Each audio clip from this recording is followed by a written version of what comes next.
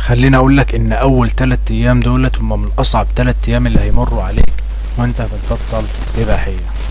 لو سألتني ايه اصعب مرحلة في رحلة البعد عن الاباحية هقول لك هم 3 ايام الاولانيين. جسمك بيصرخ فيهم ودماغك بتزن وانت واقف في النص تايه، مش عارف تعمل ايه، مش عارف ايه اللي بيجرى. بس خليني اقول لك انك انت مش لوحدك، في ناس كتير مشت في نفس الطريق وعدت. بس في الفيديو ديت انا هحكي لك ليه اول 3 ايام دولت بالذات هم اصعب ايام وازاي تعديهم خطوة بخطوة. وهقول لك على حاجة محدش بيقولها في اللحظة اللي بتفكر فيها تستسلم، دي اكتر لحظة انت فيها قريب من الشفاء. بس اول حاجة لازم تبقى واضحة، اللي انت فيه مش عادة بس، لا ده ادمان. انا عايزك تستوعب كلمة ان ده ادمان. انت بتاخد جرعة سريعة من الدوبامين لما بتشوف الاباحية، وده بيخلي دماغك تترجمها على انها دي حاجة كويسة وراحة، بس دي راحة مؤقتة. بس الحقيقة الراحة دي بتاخد منك اكتر ما بتديك، بتسحب منك طاقتك، بتسحب منك ثقتك في نفسك، بتسحب منك حماسك، بتسحب منك تركيزك، حتى علاقتك مع ربنا. كل ده عشان لحظة واحدة، لحظة متعة مزيفة بتخلص في دقايق وتسيبك غرقان في الندم بالساعات. اول 3 ايام ايه اللي بيحصل في جسمك لما تقطع الاباحية فجأة؟ جسمك ودماغك بيبداوا يدخلوا في حالة اسمها حالة هلع. دماغك بتقول لك فين اللي كنت بتدهوني من كمية الدوبامين اللي هي كانت بتاخدها؟ فين؟ فجأة مفيش فيديوهات، مفيش صور، مفيش مواقع، مفيش. فبيبدأ الجسم يطلع اعراض الانسحاب زي اي ادمان تاني، اعراض انسحاب زي اي ادمان تاني. اول حاجة تقلب المزاج، بتبقى متعصب، بتبقى مش شايف قدامك، دماغك متعكر وبتحس باحباط وبافكار جنسية طول اليوم وخمول غريب، ونومك بيبوظ، حتى ممكن تحس بوجع جسماني، جسمك بيبقى مكسر، مش قادر تتحرك. ودي اللحظة اللي لازم تبقى فيها فاهم ان ديت مش ضعف منك انت، لا دي مرحلة طبيعية جدا واسمها المعركة الحقيقية بينك وبين العادة دي. طيب اختبار الإرادة. أول 3 أيام هم أكتر لحظة هتعرف فيها أنت قد إيه واحد قوي. هتشوف نفسك وأنت بتفكر ترجع بس بتقاوم، هتحس إنها بتنهار بس هتحس إنك عايز تعيط، وده مش عيب لأنك أخيرا قررت تواجه المشكلة اللي جواك أنت اللي كانت مسيطرة عليك سنين. كل ثانية بتعدي من غير ما ترجع للعادة دي نقطة لصالحك انت، وكل مرة بتقوم من على التليفون او اللابتوب قبل ما تغلط دي لحظة نصر. خلينا بقى نيجي هنا نحط خطة لل3 ايام دول، او نعمل خطة لأول 3 ايام. 1. هتغير البيئة اللي حواليك. ازاي؟ هتشيل التليفون من جنبك، ما تاخدوش وانت داخل تنام، نام في اوضة فيها نور، شغل النور، تمسح اي صور، اي برامج، اي حاجة فيها اغراء. عندك الانستجرام، فيسبوك، امسح جميع وسائل التواصل الاجتماعي. اي حاجة يكون فيها حاجة من دي، فيها اي حاجة فيها اغراء تشيلها من على تليفونك. دي اول خطوة لخطوة النجاح. 2. تفصل النت ساعات معينة. لو انت مش قادر تتحكم هتقفل النت، او تستخدم برامج تحكي بالمواقع. مش ضعف انك تستخدم موقع انه يشيل الموقع دي مش ضعف منك، دي وقاية ليك بالذات في اول 3 ايام. 3 حاجة هتشغل نفسك باي حاجة مفيدة. هتعمل ايه؟ تخرج تمشي، امشي بره في الشارع، تعمل تمرينات في البيت. مش هقول لك روح جيم، لو عندك المقدرة انك تروح جيم افضل. تتفرج على فيديوهات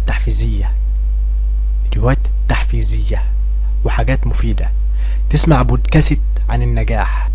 4. كلم حد قريب منك او شخص بيمر بنفس التجربة. دي حاجة اسمها الدعم النفسي، تدعم نفسك. الدعم النفسي في الايام ديت مهم جدا جدا جدا، حتى لو مجرد رسالة بينك وبين صاحبك اللي واقع في نفس مشكلتك، وبكده انتوا هتساعدوا بعض. فانت هتحس بتحفيز وهو هيحس بتحفيز انك انتوا خلاص، لا احنا لازم نبطل، بالطبع لازم نبطل، يعني هنبطل. ولما تاخد القرار تاخده مرة واحدة. بطلت خلاص، بطلت، رجعت، لا كمل، ما تقولش انا رجعت خلاص فهكمل في الفعل ديت، لا. 5. اكتب اللي بتحس بيه كل يوم. اي حاجة بتمر بيها في خلال ال3 ايام دولت تكتبها في ورقة وقلم. حتى عشان لو انتكست تكتب برضو انك انتكست بسبب كذا، عشان المرة الجاية تاخد بالك من النقطة ديت. جرب اكتب في ورقة انا عديت اول يوم النهاردة حاسس بايه، اللي انت حاسه، ايه اللي خلاني استحمل، حاجات من دي. سادس حاجة ودي اهم حاجة المفروض نحطها اصلا في البداية، هتصلي وتدعي من قلبك. بس انت، انا مش بقولك انك انت لازم تبقى شيخ عشان تدعي.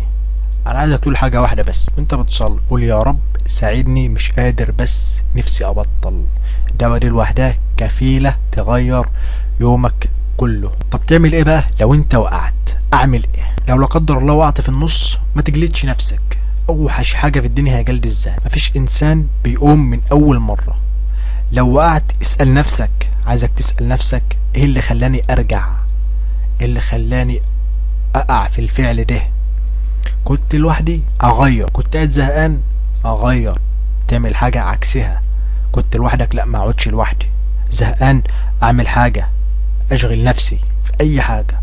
اعرف السبب واشتغل عليه في المرة الجاية. اوعى تعمل اللي كتير بيعملوه، متقولش خلاص انا وقعت اكمل اليوم، الكلام ده غلط. ارجع تاني فورا.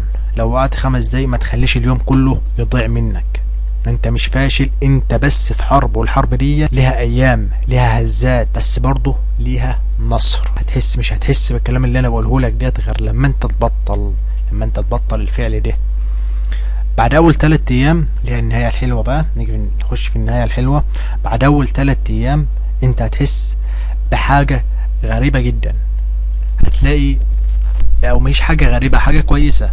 هتحس ان دماغك هادي، شهيتك قلت، تركيزك بيزيد شويه شويه. تحس انك انت في المره الجايه. اوعى تعمل اللي كتير بيعملوه، متقولش خلاص انا وقعت اكمل اليوم، الكلام ده غلط. ارجع تاني فورا. لو وقعت 5 دقايق ما تخليش اليوم هتحس بنظافه داخليه، انك مش عامل الصور، مش خاضع لفيديو تافه على مواقع ملوثه. انت بدأت تبقى حر، بس دي احلى احساس ممكن تحس انت بيه. مشوارك لسه طويل، ديت البداية ودي التجربة من هنا، ودي اول النقاط او اول 3 ايام اللي هتبدأ فيهم رحلتك في طريق التعافي. لو انت وصلت معايا لحد هنا فانت بجد واحد عندك النية انك تبطل. انا عايزك تخش تنزل لي تحت في التعليقات دلوقتي تقول لي انت عديت اول 3 ايام ولا لسه بادئ في اول 3 ايام، ولا انت لسه في اول خطوة ولا ايه. كلنا هنا بندعم بعض، مفيش حد هنا لوحده. انا عايزك بس كل اللي تعمله تشترك في القناة وتستنى الفيديو الجاي، عشان الفيديو الجاي مهم جدا جدا. هنتكلم فيه عن الانتكاسة ديت بتحصل خطوة ولا ايه. كلنا هنا بندعم بعض، مفيش حد هنا لوحده. انا عايزك بس كل اللي تعمله تشترك في القناة وتستنى الفيديو الجاي، عشان الفيديو الجاي مهم جدا جدا، وازاي انك تقوم منها. اشوفكم على خير، والسلام عليكم ورحمة الله وبركاته.